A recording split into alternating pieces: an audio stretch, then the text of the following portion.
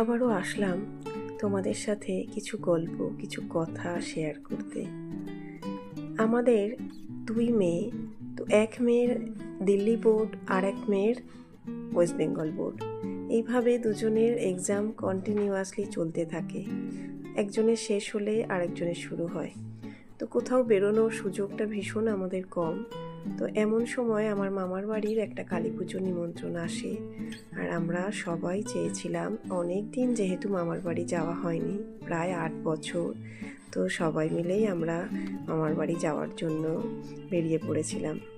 তো এই যে ব্লগ ভিডিওটা আমি আপলোড করলাম, এটা আমার টাইম লাইনে রেখে দেওয়ার জন্য, যাতে স্মৃতি হিসাবেও থেকে যায়।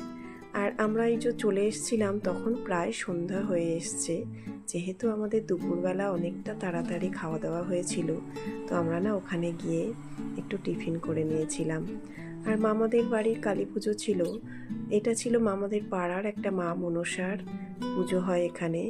প্রত্যেকটা বাড়ির যে কোনো অনুষ্ঠান শুরু হওয়ার আগে মনসা মায়ের কাছে পুজো দিয়ে তারপর পুজো শুরু হয়। বলে রাখি, মামাদের কিন্তু এই বাড়িতে পুজোটা হচ্ছে না।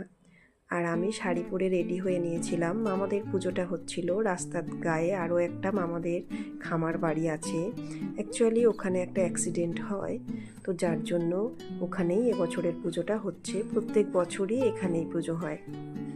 তো আমরা সবাই রেডি হয়ে, আর মামারা কেউই ওই বাড়িতে ছিল না, আমরাই সবাই ছিলাম। ওরা ভীষণ ব্যস্ত ছিল এই বাড়ি পুজোর কাজ নিয়ে। তো আমি সেইভাবে ওদের কোনো ভিডিও ক্লিপ করতে পারিনি, কারণ ওরা এত ব্যস্ত যে আমি ওদের ভিডিও ক্লিপ করে রাখতে পারিনি। আর পুরো পাড়ার লোকই নিমন্ত্রিত ছিল। আর এই যে রাস্তার ধারে বেশ লাইট দিয়ে সুন্দর করে সাজানো হয়েছিল। আর ওই যে বললাম, আমার মোবাইলে সেইভাবে চার্জও ছিল না, খুব বেশি ভিডিও ক্লিপ করতে পারিনি।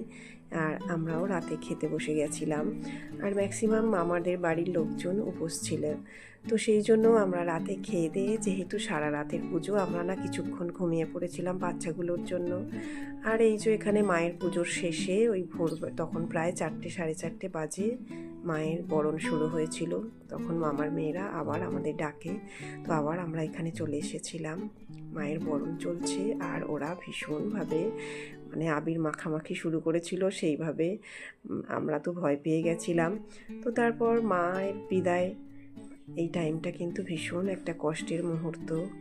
মা চলে যাচ্ছে, আবার 1 বছরের অপেক্ষা।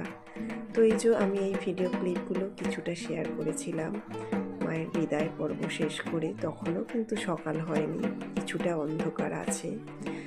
আর সত্যি সবাই